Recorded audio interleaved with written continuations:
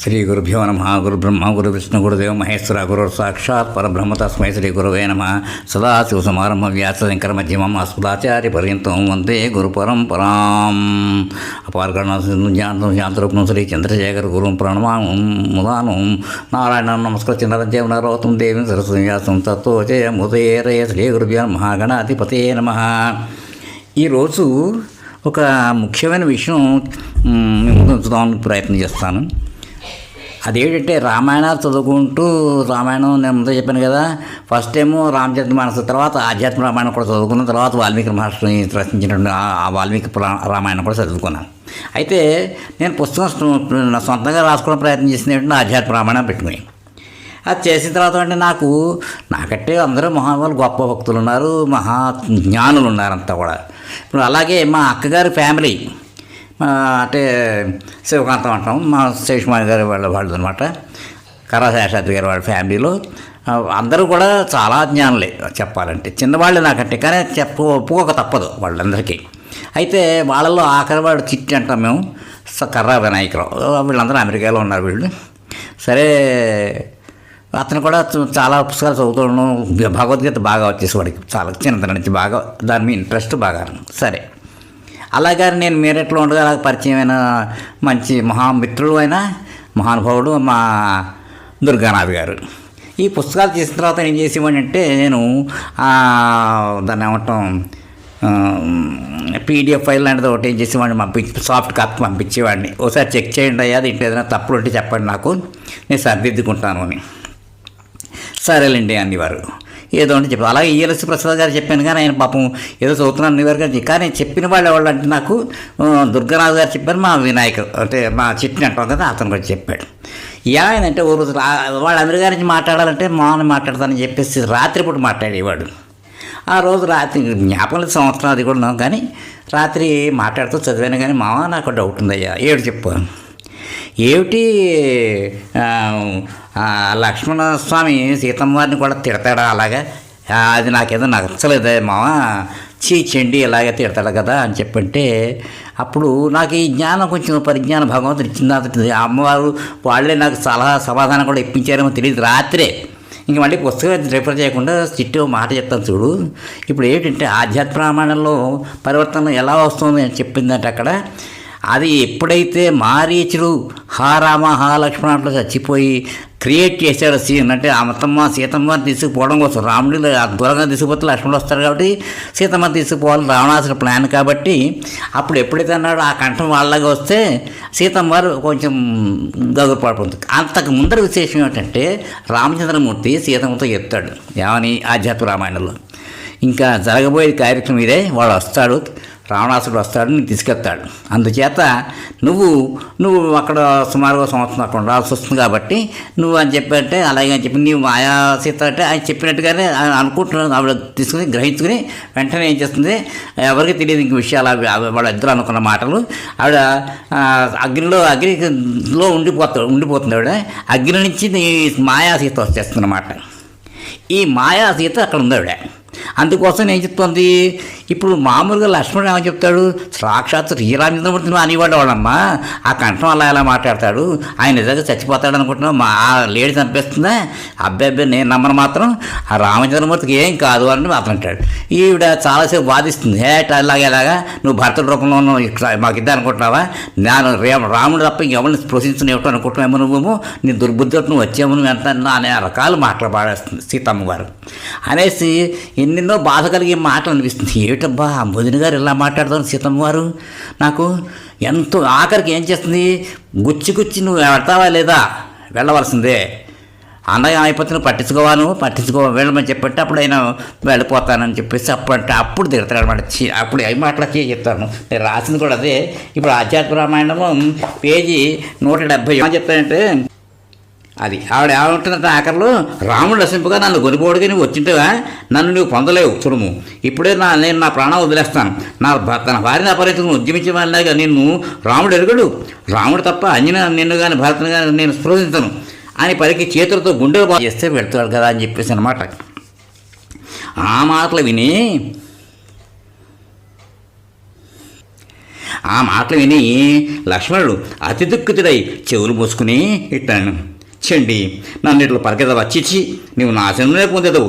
ఈ మాటలని జానకి అంటే రక్షణ బాధ్యతని వనదేవతలు అప్పగించి దుఃఖాసవంతుడై మెల్లమెల్లగా రాముని చింతకు వెళ్ళాను.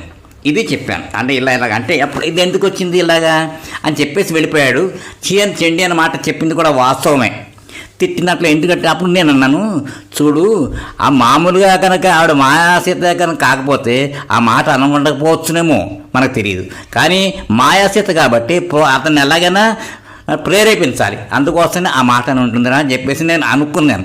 అంటే ఇంకా అప్పుడు నిజంగా దాని మీద అంత పెద్దగా ఇంట్రెస్ట్ సీరియస్గా తీసుకోకుండా వాల్మీకి రామాయణం కూడా తెలియదు. కానీ నాకు ఎప్పటి నుంచి ఆలోచన చూద్దాం అనుకోవడం, ఎప్పటికప్పుడే దాన్ని పోస్ట్ పోన్ చేసేస్తూ ఉండడం, మా చదువుకు అంటే చూడలేకపోయాను.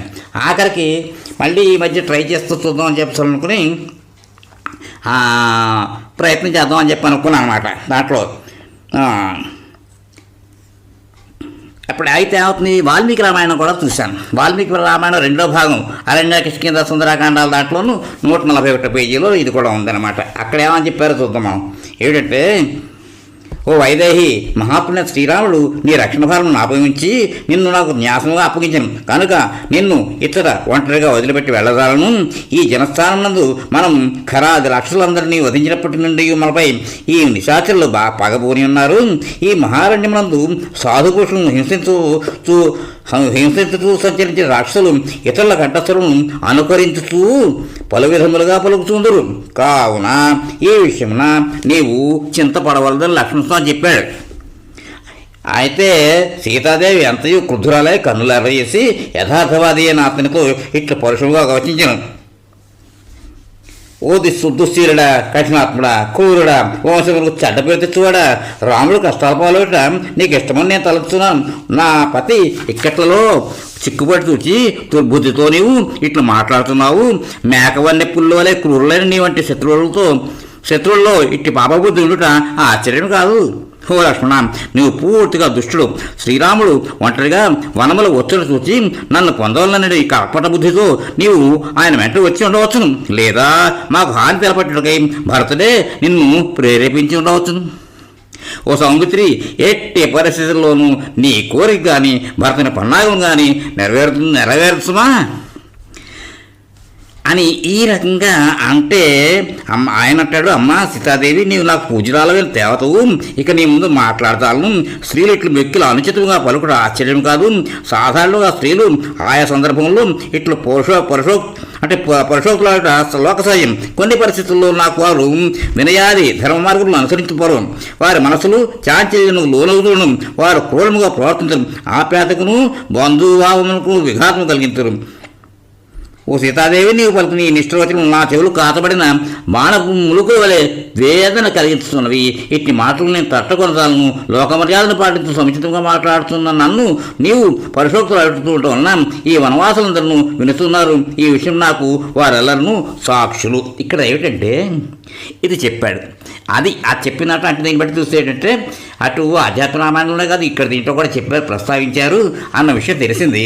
ఇప్పుడు మనం ఇంకొక విషయం చెప్పుకోవాలి మనం. ఎందుకంటే ఇది ఎలా జరిగింది అంటే మనం ఆలోచిస్తే అనిపిస్తుంది, ప్రతి మనిషిగా పుట్టిన వాళ్ళకి కూడా ఏమండి ఈ బాధలు తప్పదు అంటే ఇదేమిటి. అందుకోసమే మనకి వినాయక చవితి చెప్పుకున్నట్టు నీలాపనిందనంటారు దాన్ని.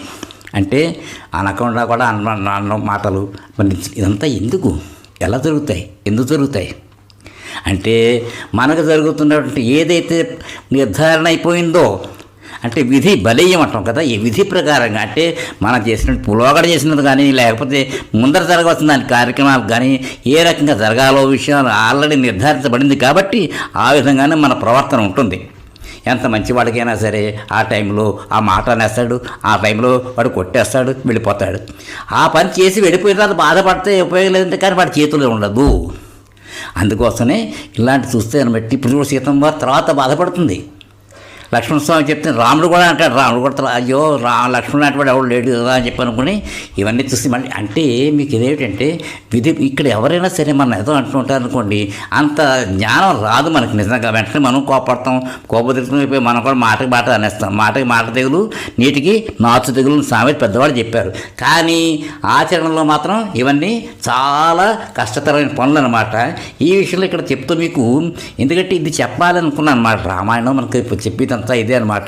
తర్వాత తెలుసుకుంటారు అంటే నిజంగా అందా సీతమ్మ వారు అంటే అక్కడ వాల్మీకి రామాయణంలో ఒక పరుషవచనాలని చెప్పారు, ఇక్కడ కూడా ఇక్కడ వచ్చేసింది. ఇక్కడ మాయాసీత చెప్పు కాబట్టి మాయాసీత అలా అందనుకున్నది నేను అభిప్రాయపడ్డాను.